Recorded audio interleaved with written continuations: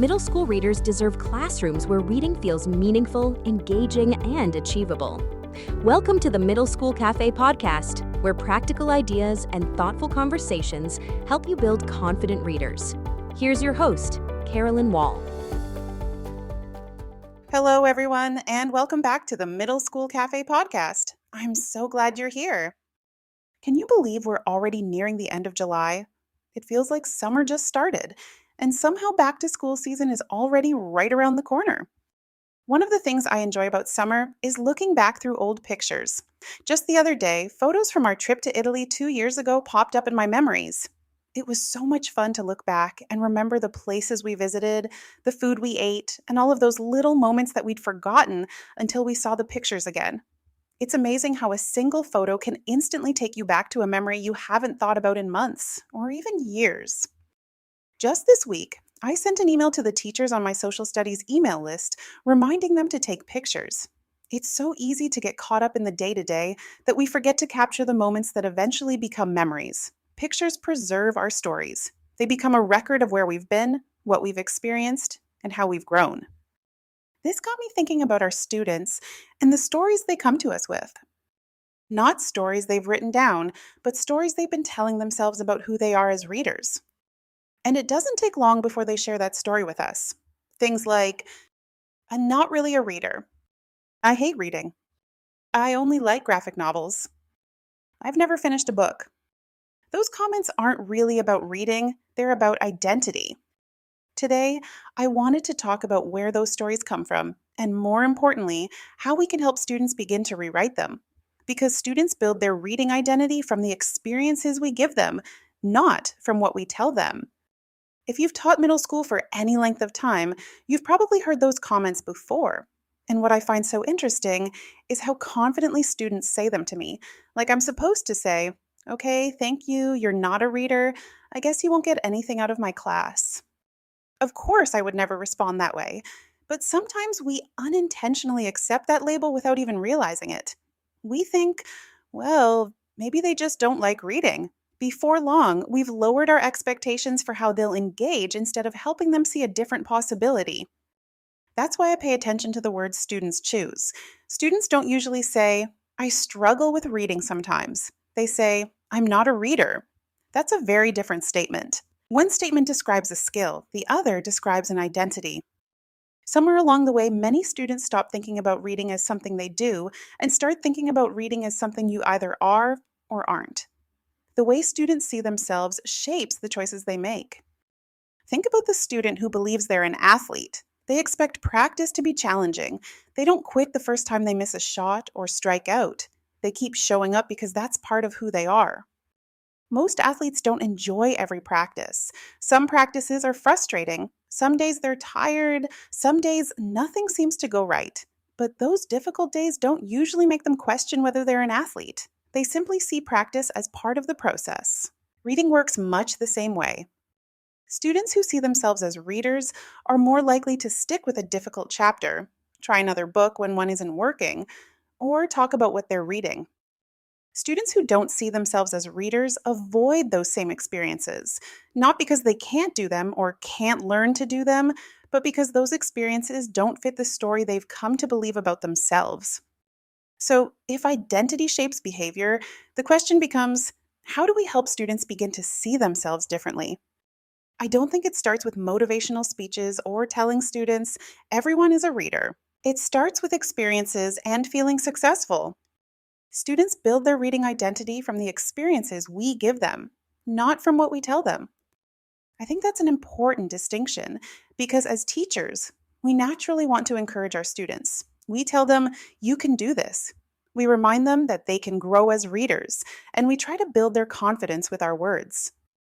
Those conversations are important, and I certainly don't want to suggest we stop having them.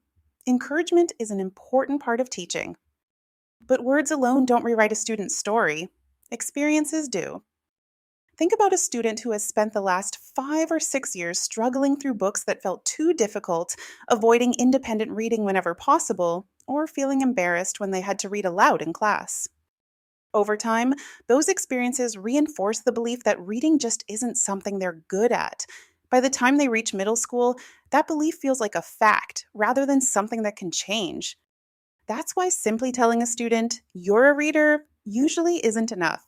If we want students to see themselves differently, they need opportunities to experience reading differently. They need new evidence that challenges the story they've been telling themselves. That's why I think the first few weeks of school are so important. Every reading experience we create is another opportunity for students to see themselves a little differently. Maybe they find a book they're excited to come back to tomorrow. Maybe they experience success because the text is a good fit. Maybe they realize they can participate in a discussion without worrying about having the right answer. Those early successes begin to challenge the story students have been telling themselves. They may seem like small moments, but they're often the first pieces of evidence that this year can be different. Eventually, those small successes start to chip away at the certainty of the old story. Students may still think of themselves as struggling readers, but the story no longer feels quite as absolute. Instead of assuming they'll fail every time they open a book, they're a little more willing to give themselves a chance. Those positive experiences don't erase years of frustration, but they begin to make room for a different story to take shape. I think that's one of the biggest mindset shifts we can make as teachers.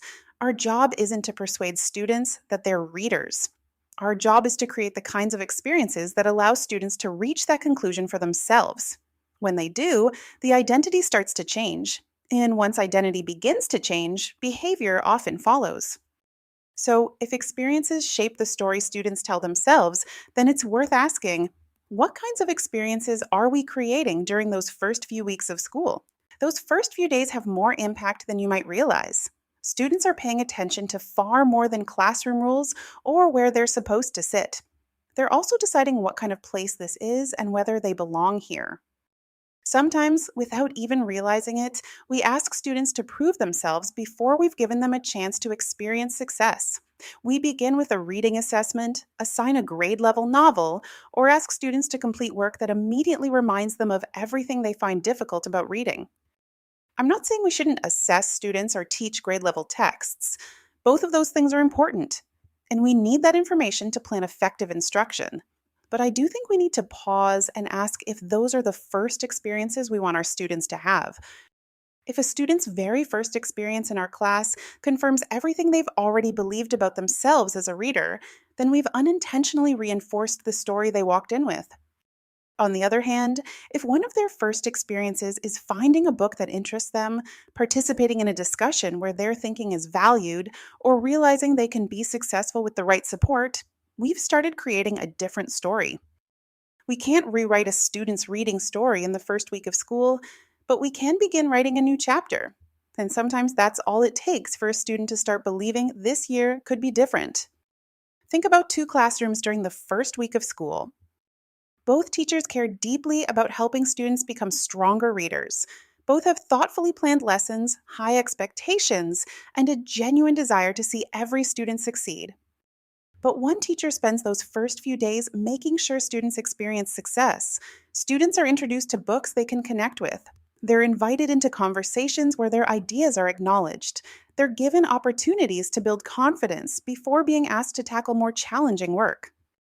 The other teacher is just as committed and just as caring, but the focus of those first few days is different. Students immediately jump into assessments, challenging texts, and tasks that remind some of them why they've always believed reading isn't for them. The difference isn't that one teacher has lower expectations. It's that one teacher has intentionally planned experiences that prepare students for the challenging work that's still to come. That's what intentional planning looks like. It's not changing what we teach, it's being intentional about the experiences students have as they learn. As we're thinking about going back to school, setting up our classrooms, and planning those first few weeks, I think there's one question that's worth asking ourselves. What story does my classroom tell about reading? Not the story I hope it tells, the story students actually experience. I think most of us would say we want our class to be places where students feel successful, where they're encouraged to think deeply, ask questions, and grow as readers. But if we looked at those first few weeks of school through our students' eyes, would they describe it the same way? Sometimes I think it's helpful to imagine seeing our classroom for the very first time. not through our own eyes, but through the eyes of a student who has spent years believing they're not a reader. A student who already believes they're not a reader notices very different things than we do. They notice whether they feel behind.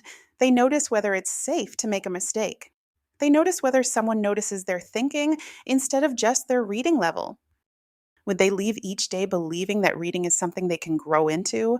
Or would they leave feeling like they've simply confirmed what they've believed all along? I don't ask that question because I think there's one right answer. I ask because I think it's worth reflecting on. Sometimes the experiences we create communicate messages we never intended, and taking a step back to look at our class through our students' eyes can be incredibly valuable. I also think we put a lot of pressure on ourselves at the beginning of the school year. We want students to love reading. We want them to build stamina. We want them to become confident readers. We want them to engage in thoughtful discussions and develop strong comprehension skills.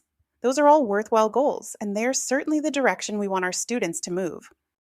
But none of those things happen in the first week of school. As teachers, we spend a lot of time planning what we want students to learn, and that's exactly what we should be doing. We think about the skills we need to teach, the standards we need to cover, and the goals we hope students will reach by the end of the year. But I also wonder if it's worth considering one more planning question. What experience do I want students to leave with today?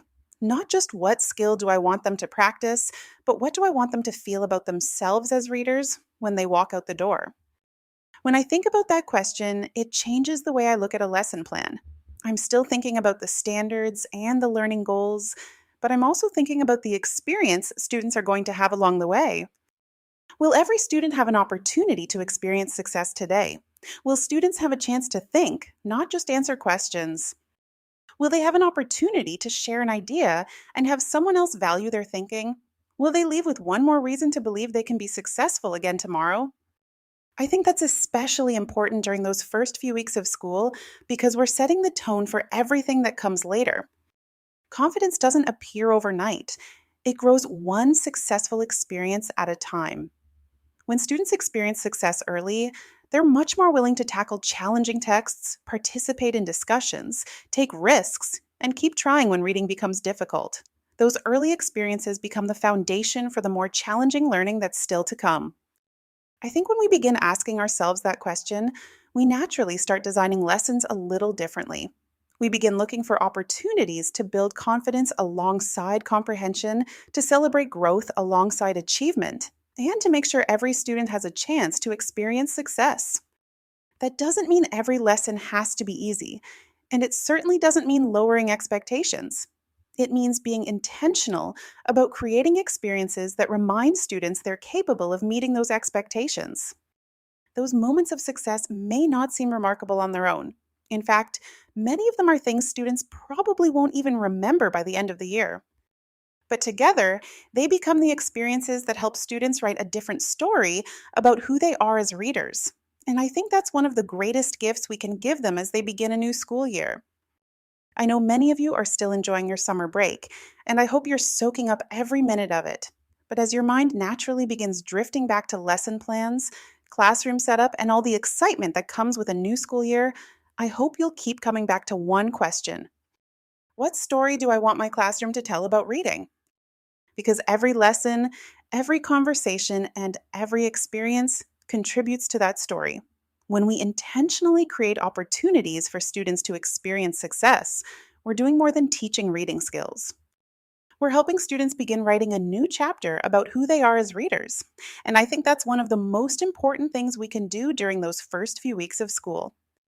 Before you go today, I want to let you know that over the next few weeks, I'll be sharing more back-to-school ideas designed to help both you and your students start the year strong.